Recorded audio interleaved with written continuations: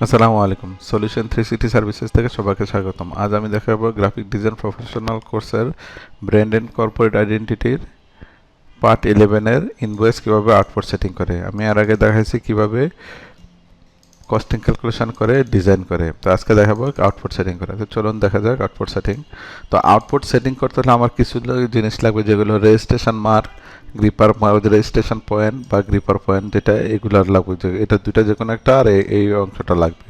তো এটা আমরা কিভাবে ম্যানুয়াল বানাবো সেটাও আমার টিউটোরিয়াল আছে। আপনারা যদি আমার টিউটোরিয়ালের ইলাস্ট্রেটর পাঠে যান, সেখান থেকে এখানে আপনারা ডিজাইন অ্যান্ড আউটপুট সেটিংয়ে এখানে দেখেন রেজিস্ট্রেশন মার্ক কীভাবে ক্রিয়েট করবেন, এখান থেকে দেওয়া আছে, এবং ডাউনলোড করবেন কোথা থেকে সেটাও দেওয়া আছে। এখান থেকে আপনারা ডাউনলোড করে নিতে পারেন অথবা ভিডিও দেখে তৈরি করে নিতে পারেন। তো চলুন, আমার এটা ডাউনলোড করেছে। ডাউনলোড করলে আপনারা এই ফাইলটা পাবেন। তো এটা আমি এখন আমি রেডি করবো। ধরুন আমার এটা আছে, আমার এটা লক্ষ্যের আছে, এটা আমার আছে হলো ধরুন 7:10। তো এখন দেখেন, এটা যেহেতু নিচের দিকে আমার কালার আছে, সেক্ষেত্রে আমার এই সাইড আর নিচের দিকে আমার একটা রাখতে হবে। সব দিকে 2 মিলিমিটার কাটিংয়ের জন্য বাড়তি রাখতে হবে, না হলে যদি আমি এখানে কেটে দেই তখন সেক্ষেত্রে প্রবলেম হয়ে যাব। সেক্ষেত্রে আমি তখন কি করব, আমি এখান থেকে 2 মিলিমিটার করে বাড়তির একটা দিই, +4 mm, +4 mm। আচ্ছা, এটা এইখানে মার্কটা ছেড়ে গেছে, +4 mm এটা বাড়তি আছে। তো বাড়তিটার ক্ষেত্রে আপনারা এই কালারটা নিতে পারে, বাড়তিটা নিচে দিলাম।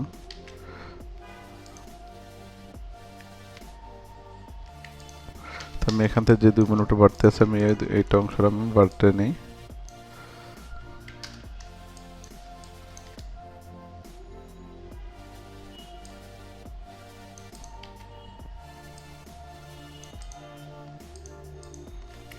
অর্থাৎ আমার কাটিং এর পরে যে আমার অরিজিনালটা থাকে, তো আমি এই দুইটা কপি করে নিয়ে যাই।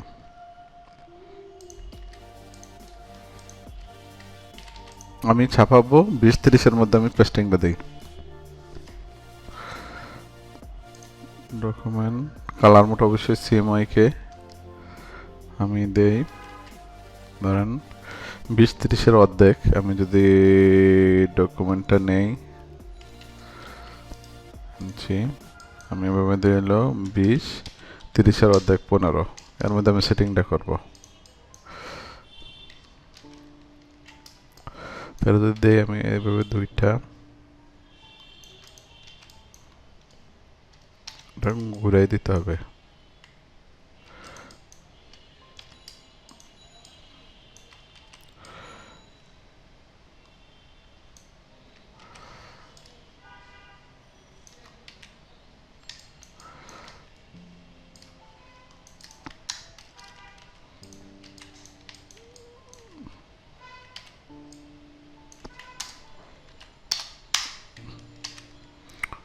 দেখেন আমার এটা হয়ে গেল।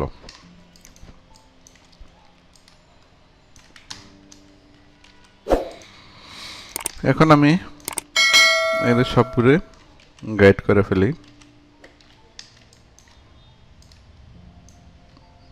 9.87, অর্থাৎ আমার যদি এইখান থেকে আমি এই যে মার্কটা দেই, সেটা আমি সাইডে দিতে পারবো না, উপরে নিচে দিতে হবে, কারণ সাইডে আমার জায়গা নাই। 20-এর মধ্যে 19.89, অর্থাৎ 8 আছে, আর এদিকে হলো 14 আমার উপর নিচে দেওয়া যায়, উপর নিচে জায়গা আছে। আমি এটা গাইড করে নিই, 5 দিয়ে গাইড করে নিলাম। তারপর আমি এখান থেকে মার্কগুলা দিয়ে নিই।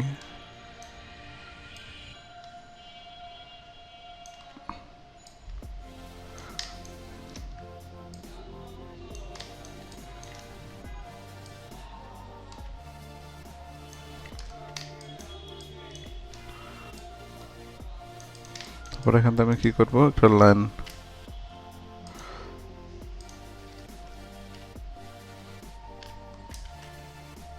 এক কালারের, ধর এটা 3 মিলিমিটার একটা গাইড রাখলাম, হলো 0.3।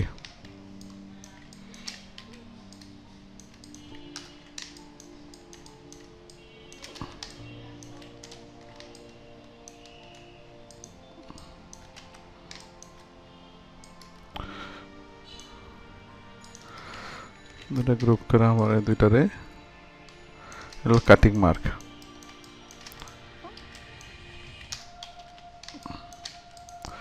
এই কাটিং মার্কটা আমি আবার নিচে দিতে পারি।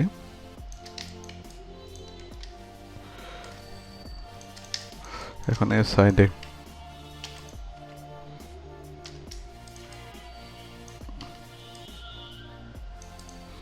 ছোট করে দিই আমি এখান থেকে, মোটামুটি বোঝা গেলে হইলো। একটু এটার ভিতরে দিয়ে দিলাম।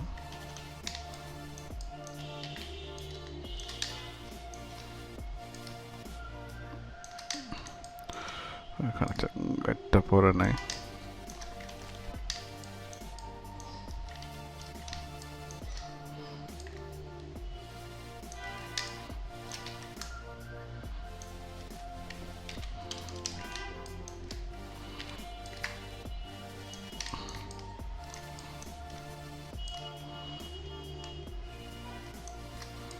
ভিতর দিকে দিয়ে দিলাম। আমার হয়ে গেল। তারপর আমি এখন এটা নিয়ে আসি,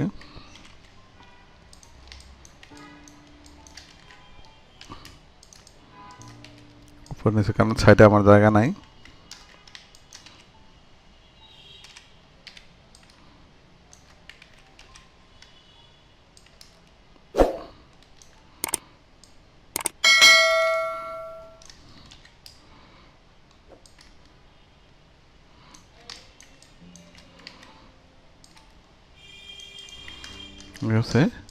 এখন আমি এটা নিয়ে আসি, এটাতে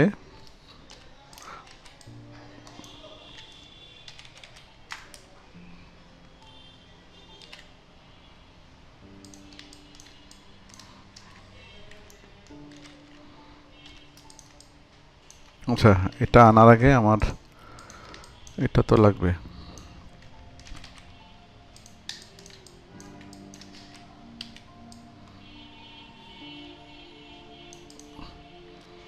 এটা আমি একবার মাথা পর্যন্ত টানা দিতে পারি,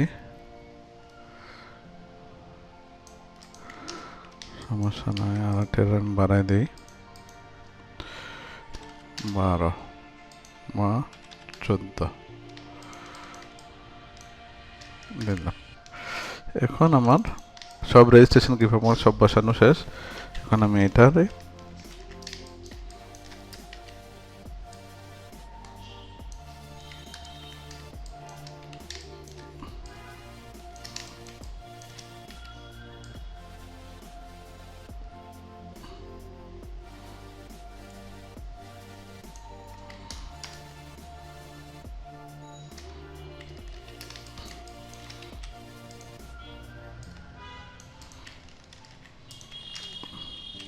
এটা ডাইরেক্ট এভাবে দিতে পারি, আমরা ঘুরিয়ে দেই। ঘুরাই দিলে একটা সুবিধা হবে,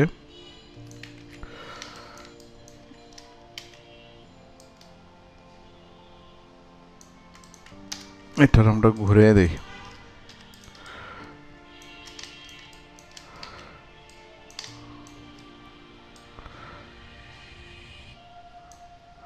কালার টেবিলে এদিকে হোয়াইট আছে, কোনো সমস্যা হবে না।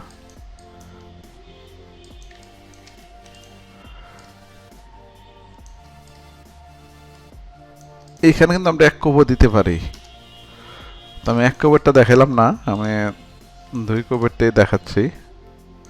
সেম কালার যেহেতু আমরা এখানে এক কোপ দিতে পারি, যদি একবারে কাগজ না ইয়ে হয়তো তখন এদিকেও দিতে পারবো।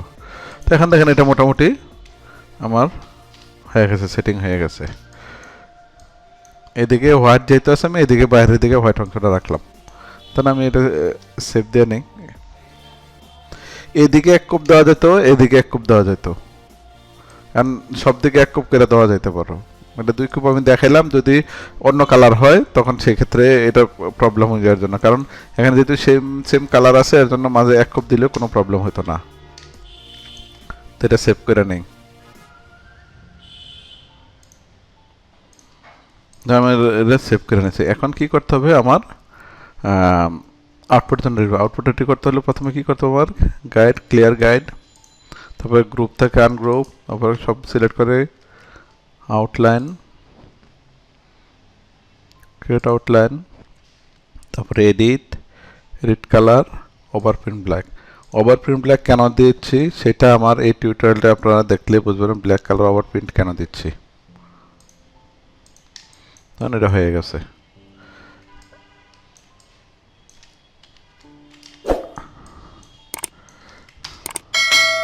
এখন আমি সেভ দিয়ে দিচ্ছি, ইপিএস করে ফেলতেছি।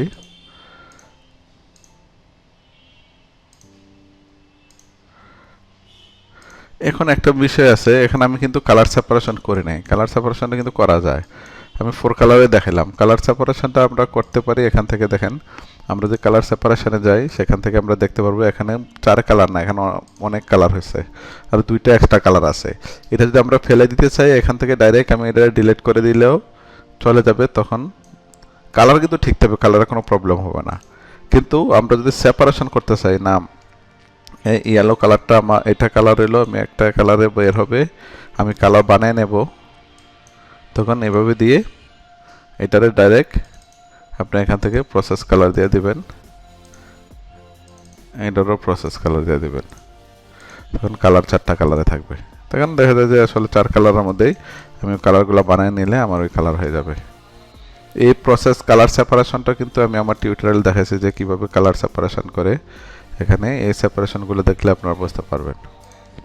তো এখান থেকে আমি দেখি সায়ান কালারটা আমি একটা একটা কালার করে দেখি। ম্যাজেন্টা কালারে কি আছে, ম্যাজেন্টা কালারে এগুলা আছে, তারপরে হলো এই কালারে এটা আছে, এখানে এই কালার আমি দেখেছেন। এখানে একটা জিনিস যে আমার এখানে দেখেন এই ব্ল্যাক কালারটা এটা 4 কালারে করা আছে, সেটা আমি একটা কালারে স্কেল করে নিতে পারি। ফিল কালার সিলেক্ট করে এটা আমি শুধু এটার 70 কালার দিয়ে দেয়, তখন আমি 3 কালারে ছাপাইতে পারবো। এখন দেখেন আর কোনো প্রবলেম নেই। এখন আমার দেখেন ম্যাজেন্টা কালারে কিছু নাই, ম্যাজেন্টা কালারে কিছু নেই, শুধু রেজিস্ট্রেশন মার্ক, গ্রিপার মার্ক এগুলা ছাড়া। তারপরে ইয়েলোতে গেলে ইয়েলোর পার্টটা আউটপুট হবে, ব্ল্যাকে গেলে ব্ল্যাকের পার্টটা আউটপুট হবে। আর আমি যদি সিএমএ যাই, সায়ানে যাই, সায়ান কালারটা আউটপুট হবে। তো এটা হলো মেনলি আউটপুট। এখান থেকে আপনারা দেখে নিতে পারবেন আউটপুট সেপারেশনে যদি যান সেক্ষেত্রে আপনার এখানে ওভারপ্রিন্ট আছে কিনা সেগুলো একবারে ক্লিয়ার। এখানে যেটা দেখবেন সেভাবে আউটপুট হবে। তো এইভাবে আউটপুট সেটিংটা আমি আমার প্রত্যেক টিউটোরিয়ালগুলিতে যেগুলো আমি দেখাবো প্রত্যেকগুলারই আউটপুট সেটিং, ইনভয়েস মানে আউটপুট সেটিং, কস্টিং এবং ডিজাইন সব কিছু দেখাবো। আজ এই পর্যন্ত, আল্লাহ হাফেজ।